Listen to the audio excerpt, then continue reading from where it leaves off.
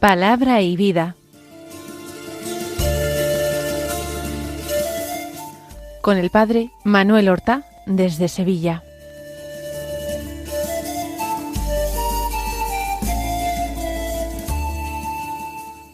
En el nombre del Padre, y del Hijo, y del Espíritu Santo. Amén. Alabados sean Jesús y María. Muy buenos días, queridos amigos, oyentes de Radio María y seguidores del programa Palabra y Vida. Continuamos viviendo la octava de Navidad. Concretamente, hoy es el sexto día dentro de la octava de Navidad. Es el sábado 30 de diciembre. Estamos terminando poco a poco el año civil.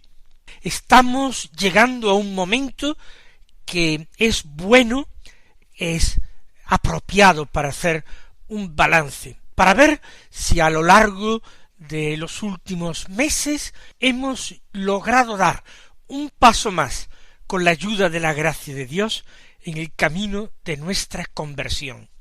Si hoy el Señor puede estar contento con nosotros, no porque seamos perfectos, no porque hayamos llegado a una perfecta santidad, sino porque nos hayamos tomado en serio su llamamiento de amor, nos hayamos tomado en serio vivir la fe, hayamos puesto por obra algunos de los buenos propósitos que realizamos el año pasado.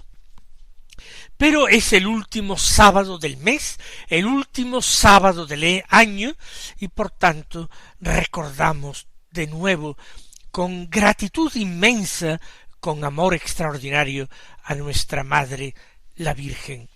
Ella está con nosotros, está aquí mientras oramos, mientras nos disponemos a escuchar la palabra de Dios de cada día. Está con nosotros porque jamás abandona a sus hijos.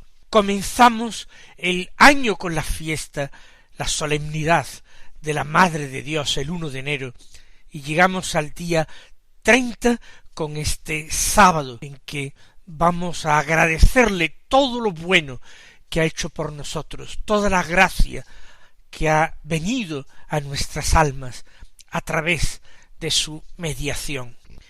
Viviremos intensamente este sábado, día sexto de la octava de Navidad. Viviremos en este día un eco agradabilísimo y santo del día de la Natividad de nuestro Señor Jesucristo, que no hemos cesado de celebrar cada día. Vamos a escuchar la palabra de Dios que se proclama en la liturgia de la misa del día. El evangelio de la misa es de San Lucas. Está tomado del capítulo 2, los versículos 36 al 40, que dicen así: En aquel tiempo había una profetisa, Ana, hija de Fanuel, de la tribu de Aser, ya muy avanzada en años. De joven había vivido 7 años casada, y luego viuda hasta los 84. No se apartaba del templo, sirviendo a Dios con ayunos y oraciones, noche y día. Presentándose en aquel momento, alababa también a Dios y hablaba del niño a todos los que aguardaban la liberación de Jerusalén. Y cuando cumplieron todo lo que prescribía la ley del Señor, Jesús y sus padres volvieron a Galilea, a su ciudad de Nazaret. El niño, por su parte, iba creciendo y robusteciéndose, lleno de sabiduría, y la gracia de Dios estaba con él. Lo primero es situar este episodio evangélico. Viene inmediatamente después del relato de la presentación del niño Jesús en el templo. Allí en el templo, además de la ceremonia por la que el niño fue rescatado con el sacrificio de 2 tórtolas o pichones que habían llevado María y José, había sido determinante, importantísimo, el encuentro con el anciano Simeón, un hombre movido por el Espíritu Santo, un hombre verdaderamente espiritual, un hombre anciano, pero al que no le había abandonado jamás la esperanza. Un hombre, por otra parte, que había recibido una revelación del Señor, una revelación privada de Dios, que él no llegaría a morir antes de haber visto con sus propios ojos al Mesías. La promesa era extraordinaria. Él, que la había recibido, que era el beneficiario de un don tan grande del Señor, podría quizás preguntarse con frecuencia si no había sido todo una pura ilusión, porque el tiempo pasaba, las fuerzas se agotaban, su cuerpo se debilitaba irremediablemente, y el Mesías no llegaba. La situación no cambiaba, ni cambiaba la situación política de Israel, que seguía bajo el yugo del Imperio Romano, ni cambiaba la situación religiosa, porque los dirigentes de Israel habían abandonado el culto puro y limpio, el culto en espíritu y verdad que debían a Dios, y habían hecho una religión de acuerdo con sus intereses, con sus preferencias, con sus conveniencias. Pero a pesar de este panorama sombrío, como hemos dicho, Simeón no abandonaba su esperanza, y movido por el Espíritu fue al templo aquel día en que entraba el Mesías, para purificarlo y para santificarlo con su presencia, el Dios de Israel. Esto es lo que ha ocurrido, pero el evangelista San Lucas nos da noticia de otro encuentro, de otro personaje que se encontraba en el templo, un personaje que completa de una manera maravillosa la presencia, la espiritualidad, digámoslo así, la misión de Simeón. Se trata de una mujer. Lucas es el evangelista que ofrece, que presenta en su evangelio más rostros femeninos. Y uno de estos primeros rostros femeninos, después evidentemente del de la Santísima Virgen María, del de Santa Isabel, su prima, es el rostro de Ana, hija de Fanuel, de la tribu de Aser. Como Simeón, ella también era una mujer anciana, quizás más anciana todavía que Simeón. Se nos dice que de joven había vivido casada 7 años, pero luego había aceptado la viudedad. No había querido volver a casarse, aunque la ley lo hubiera permitido. Ha preferido entregar su vida a Dios. Y por eso, después de vivir esos 7 años casadas, hasta los 84 que tenía entonces, había vivido viuda, pero sirviendo a Dios de una manera particular. Dice el texto evangélico que no se apartaba del templo, sirviendo a Dios con ayunos y oraciones noche y día. Más allá de lo que puede haber en esta forma de expresarse el evangelista de retórico, vamos a descubrir lo que hay aquí de importante. El templo era el lugar que para los israelitas concentraba, materializaba, diríamos incluso, la presencia de Dios sobre la tierra. Era el lugar más santo de la tierra. El monte Sión, vértice del cielo, así lo llama un salmo. Ella, en su búsqueda de Dios, no quiere apartarse de Jerusalén, no quiere apartarse del lugar santo, pero su presencia no es una presencia pasiva.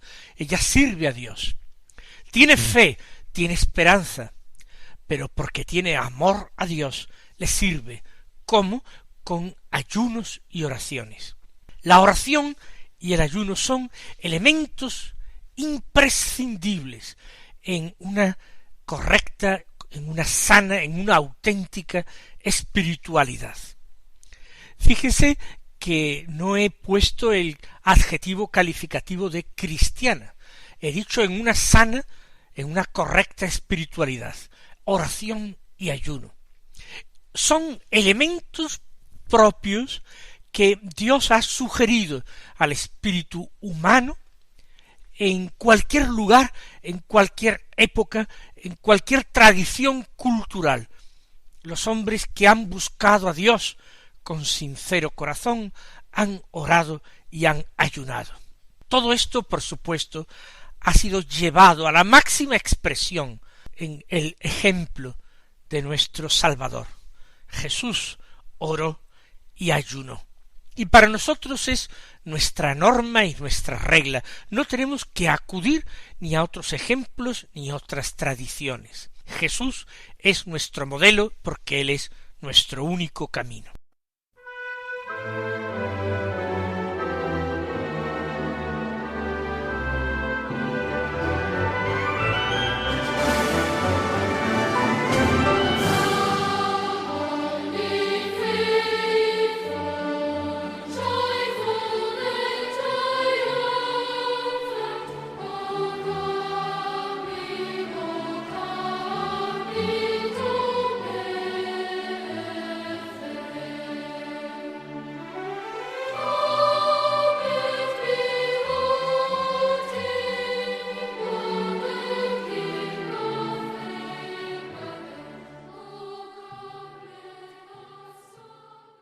Ana, aquella anciana viuda, sirve a Dios, le muestra, le expresa su amor por medio de la oración y del ayuno.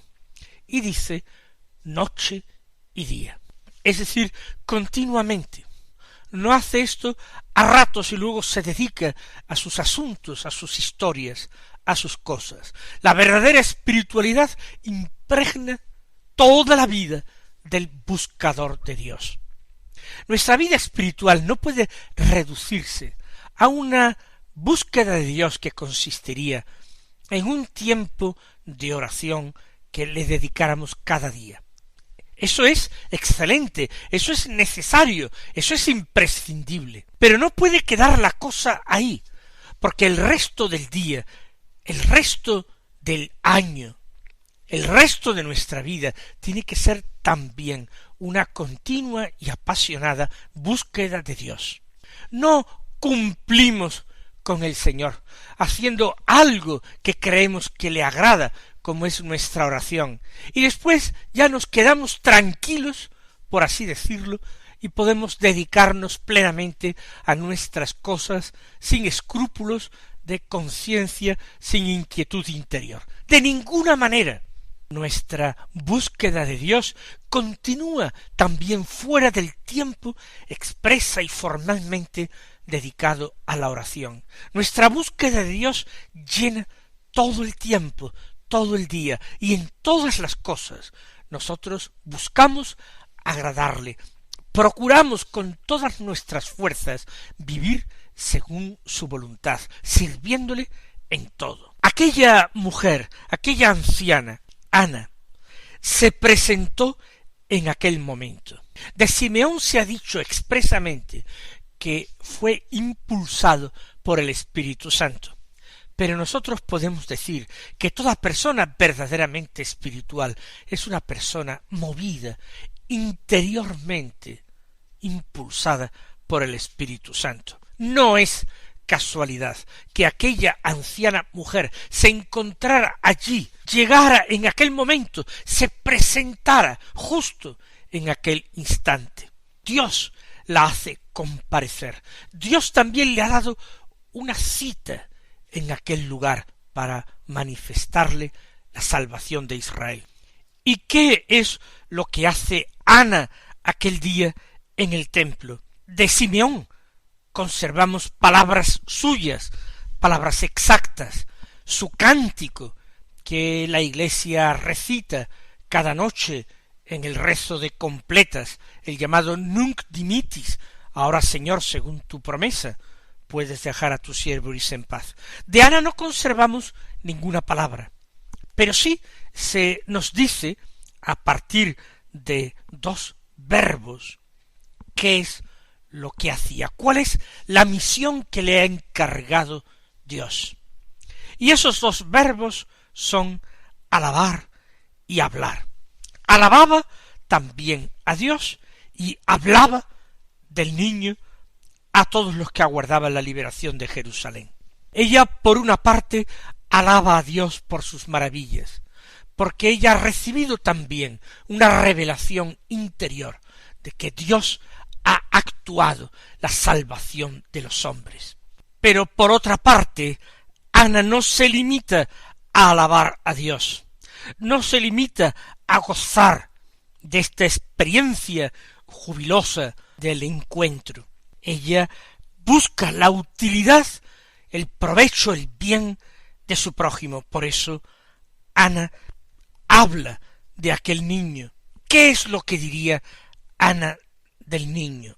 El evangelista no lo recoge. Da lo mismo.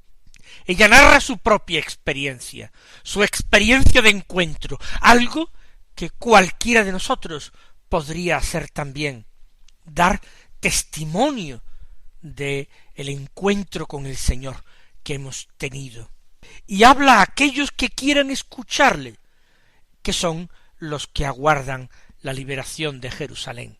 Habría muchas personas que iban al templo, pero no estaban preocupados por esto. Personas que vivirían su religión de una manera formal, se limitaban a cumplir, ofrecían sus sacrificios, y ya está. Pero en lo hondo de sus pechos no latía ese deseo profundo de que se cumpliera todo lo que había prometido Dios por medio de los profetas, todo lo que había prometido a Abraham y había prometido a Moisés y a David.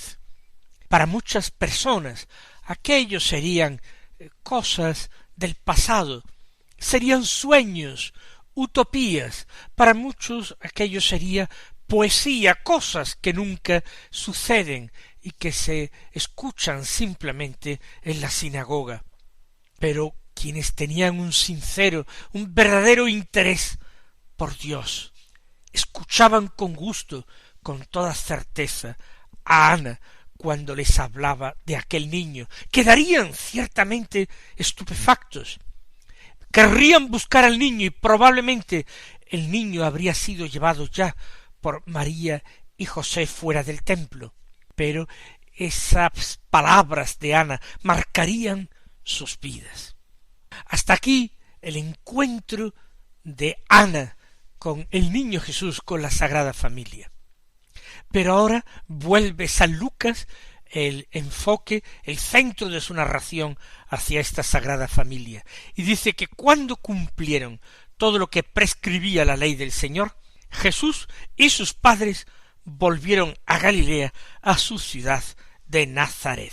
Habían ido a cumplir lo prescrito por la ley del Señor. Aunque ellos, aunque María ni Jesús, aunque no estuvieran sometidos a la ley, porque como enseñó en una ocasión Jesús durante su vida pública, las normas, los preceptos o los impuestos los imponen los reyes a sus súbditos, no a sus hijos, no a su familia más querida y cercana.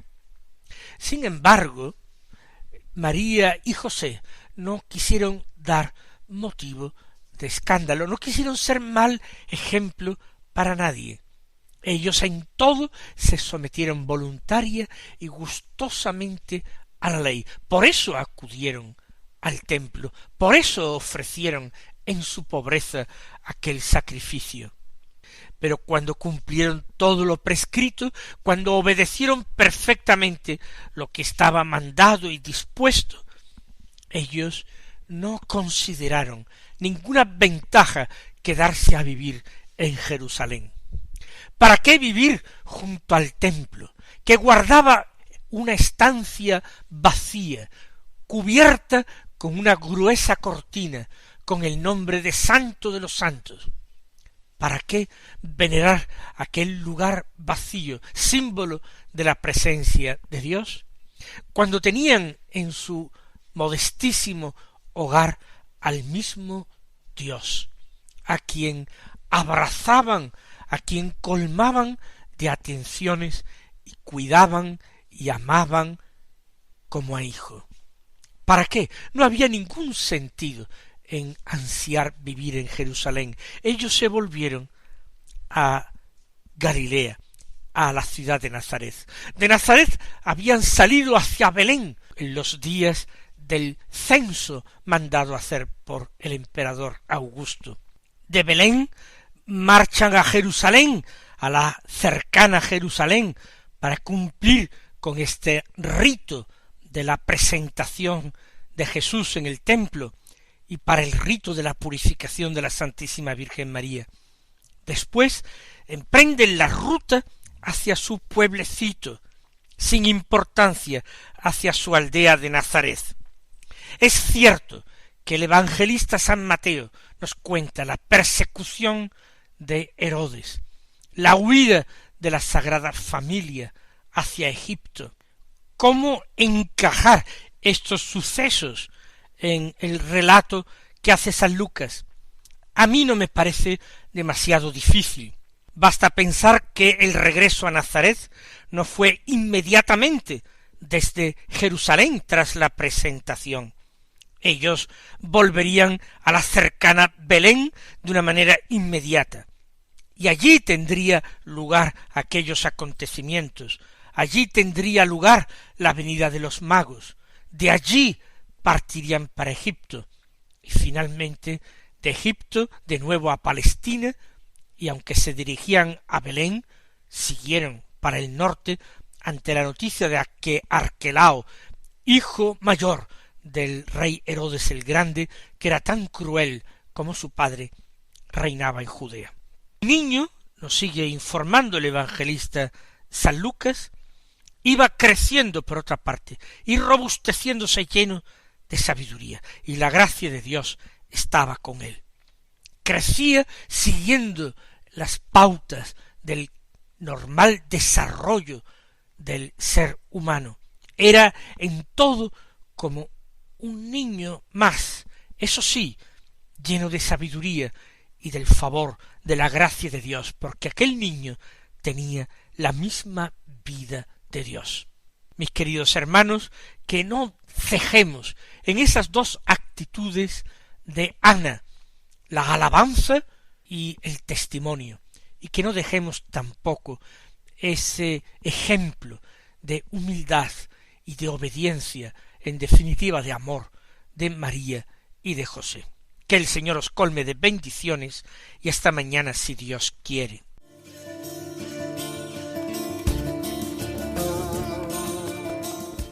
Han escuchado en Radio María Palabra y Vida, un programa que dirige el Padre Manuel Horta.